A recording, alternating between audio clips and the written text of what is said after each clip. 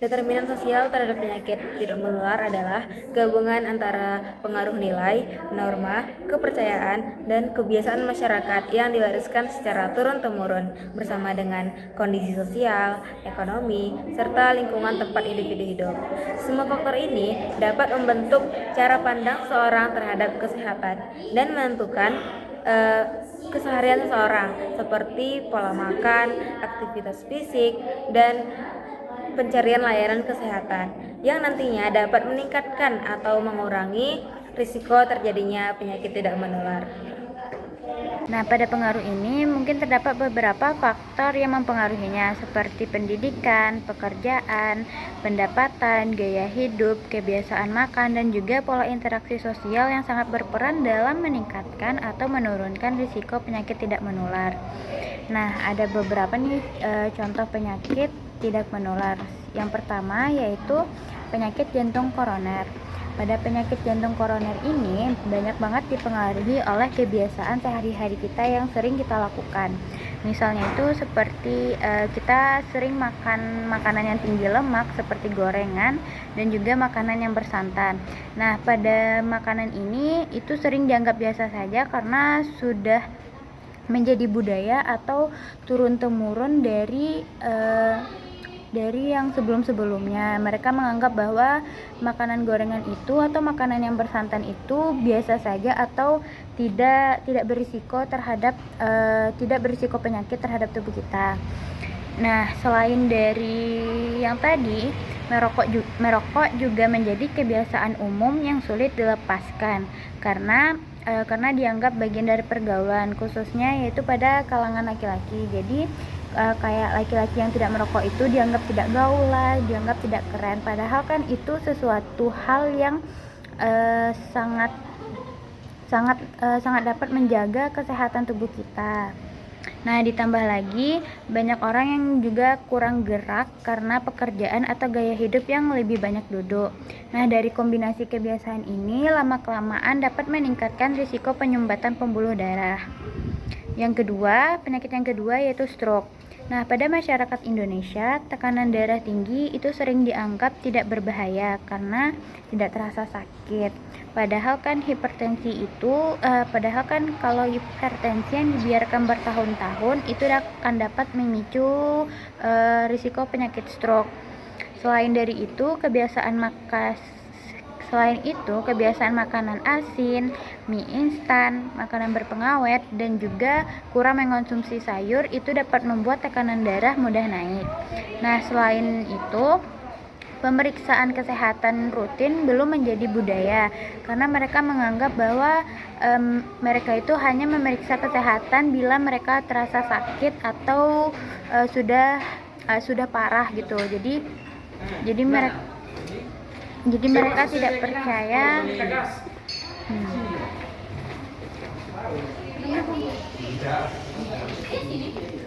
Yang ketiga yaitu penyakit diabetes. Nah, penyakit diabetes ini juga tidak lepas dari pola makan dan gaya hidup kita. Masyarakat Indonesia itu cenderung mengkonsumsi gula yang cukup tinggi, misalnya dalam teh manis, kue basah, makanan ataupun jajanan, dan juga minuman kemasan. Selain itu, makan nasi 3 kali sehari juga dianggap wajib.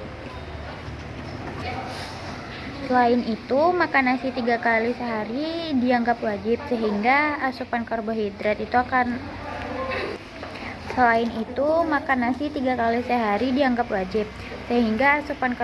jadi berlebihan. Dan juga aktivitas fisik yang rendah dan kurangnya kebiasaan berolahraga juga dapat memperbesar risiko terkena penyakit diabetes. Dan ada pula anggapan bahwa diabetes itu hanya disebabkan oleh keturunan, sehingga orang-orang merasa tidak perlu mencegahnya. Dan penyakit yang terakhir yaitu penyakit ginjal kronis. Nah, penyakit ginjal ini sering tidak disadari karena gejala penyakit ginjal kronis ini muncul secara perlahan. Namun, beberapa kebiasaan masyarakat berisiko memperparah kondisi ini, seperti penggunaan jamu atau obat herbal yang tidak diketahui kandungannya, ataupun konsumsi obat penghilang nyeri jangka panjang tanpa pengawasan dari dokter. Dan juga kurangnya minum air putih karena pekerjaan atau pola hidup tertentu juga dapat berpengaruh atau dapat menyebabkan risiko penyakit ginjal kronis. Nah, di sisi lain, tekanan darah tinggi dan juga diabetes yang tidak terkontrol akan menjadi penyebab utama penyakit ginjal kronis. Sekian materi dari saya. Upaya pencegahannya untuk jantung koroner itu adalah konsumsi makanan yang baik untuk jantung, rutin olahraga, turunkan berat badan, jagalah tekanan darah, hentikan jika merokok, hindari konsumsi alkohol yang berlebihan, lalu kontrol kadar gula darah. Lalu yang kedua ada stroke.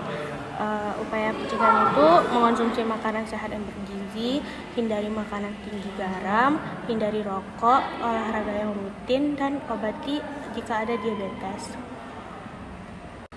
Yang ketiga ada diabetes. Upaya pencegahan diabetes ini adalah menjaga berat badan, menerapkan pola makan yang seimbang, dan rutin olahraga, dan mengelola stres. Lalu upaya pencegahan ginjal kronis. Yang pertama itu minum air mineral secukupnya, lalu hindari mengonsumsi vitamin C secara berlebihan, lalu hindari menahan buang air kecil terlalu sering. Nah, itu tidak baik dan itu bisa menyebabkan ginjal kronis. Nah, sekarang saya akan membahas tentang studi kasus. Kami mengambil kasus diabetes mellitus tipe 2. Diabetes mellitus tipe 2 itu adalah kondisi ketika tubuh tidak sensitif terhadap insulin atau resistensi insulin dan produksi insulin itu lambat menurun. Kenapa sih insulin itu penting untuk tubuh? Insulin itu memiliki peran utama dalam mengatur kadar gula darah. Nah, tanpa insulin, glukosa itu menumpuk di darah sehingga gula darah itu menjadi tinggi. Nah, faktor resikonya itu yang pertama karena kegemukan atau obesitas, lalu yang kedua kurangnya aktivitas fisik, ketiga pola makan tidak sehat, lalu yang keempat itu faktor usia, riwayat keluarga, riwayat diabetes gestasional, hipertensi dan dislipidemia. Lalu pastofisiologinya atau mekanisme terjadinya itu yang pertama, resistensi insulin itu terjadi karena obesitas dan penumpukan lemak sehingga sel tubuh tidak responsif terhadap insulin. Lalu yang kedua, pankreas bekerja lebih keras membuat insulin ekstra untuk mengatasi resistensi sehingga lama-kelamaan sel B pankreas lelah dan rusak sehingga produksi insulin itu menjadi menurun. Hati kita itu tetap menghasilkan glukosa meski gula darah sudah tinggi karena insulinnya tidak aktif. Lalu kombinasi insulin mengurang dan sel kita menjadi tidak peka sehingga menyebabkan hiperglikemia kronis. Berdasarkan faktor sosial budayanya, yang pertama itu faktor sosial ekonomi ya, dari pendapatan rendah. Nah, contohnya dari pendapatan rendah itu akses terbatas ke makanan sehat, misalnya olahraganya susah, terus juga untuk pelayanan kesehatan itu susah. Lalu yang kedua, masyarakat berpenghasilan rendah itu cenderung mengonsumsi makanan murah tapi tinggi kalori kayak gorengan, mie instan, atau jeroan. Nah, itu tuh bisa memicu obesitas, hipertensi, hingga diabetes. Lalu yang kedua, budaya makanan. Budaya makanan yang tinggi karbohidrat. Nah, Indonesia itu kan mayoritas makannya tuh nasi. Kalau belum nasi, belum makan itu. Kalau belum makan nasi itu belum makan kan. Lalu yang kedua, banyak makanan-makanan daerah itu mengandung santan. Gak usah lah orang lain, kita yang orang Minang itu banyak banget makanannya yang mengandung santan, minyak, sama karbo yang tinggi. Jadi itu tuh meningkatkan resiko resistensi insulin. Lalu yang kedua, budaya konsumsi makanan manis. Kayak teh manis untuk pagi-pagi, terus kayak sebagai minuman wajib untuk tamu gitu kan. Lalu yang kedua, budaya perayaan memakai kue yang manis. Pasti yang manis-manis, terus minuman-minuman botol manis, sirup. Nah, itu meningkatkan meningkatkan gula kita. Lalu yang ketiga itu interaksi komunitas dan gaya hidup. Itu misalnya kayak nongkrong. Kita nongkrong, pasti anak-anak muda sekarang itu lebih sering nongkrong ke kafe-kafe, ke tempat kopi gitu kan, minumnya kopi susu, es teh manis, boba. Lalu ada pola meniru anak-anak. Nah, untuk anak-anak itu kan mereka kan peniru ya, anak-anak meniru pola makan orang tua atau keluarga. Nah, bila keluarga itu terbiasa mengonsumsi makanan yang gulanya tinggi, anak itu akan menginternalisasi itu kayak itu tuh hal normal. Lalu ada pola tidur. Nah sekarang kan banyak anak muda, terutama anak kuliah kayak gini kan, begadang itu udah jadi kayak budaya. Nah karena begadang itu meningkatkan kortisol sehingga memicu resistensi insulin.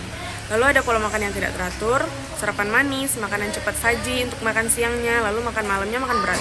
Nah itu tuh mendukung banget untuk terjadinya diabetes mellitus tipe 2. Nah, bagaimana pencegahannya? Pencegahannya itu dengan yang pertama itu gaya hidup sehat, seperti makan makanan yang seimbang, rendah gula, rendah lemak, lalu aktivitas fisik minimal 150 menit lah seminggu, lalu turunkan berat badan kalau dirasa udah obesitas. Lalu mengurangi faktor resikonya dengan berhenti merokok, mengurangi stres dan memperbaiki tidur, monitoring tekanan darah dan kolesterol. Lalu ada deteksi dini dengan pemeriksaan gula darah secara rutin terutama jika memiliki faktor risiko. Kok kenapa di situ?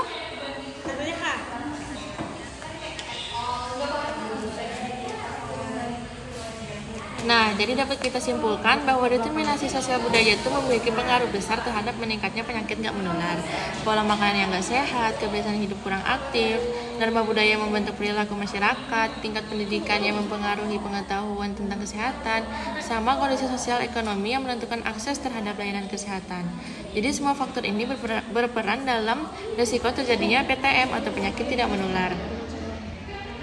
Nah, jadi untuk pencegahan PTM itu harus dilakukan secara menyeluruh, nggak cuma melalui tindakan medis, tetapi juga melalui perubahan perilaku, edukasi kesehatan yang lebih intensif, serta dukungan lingkungan dan komunitas yang mendorong masyarakat untuk menerapkan gaya hidup sehat. Dengan pendekatan yang komprehensif, inilah pengendalian PTM dapat menjadi lebih efektif.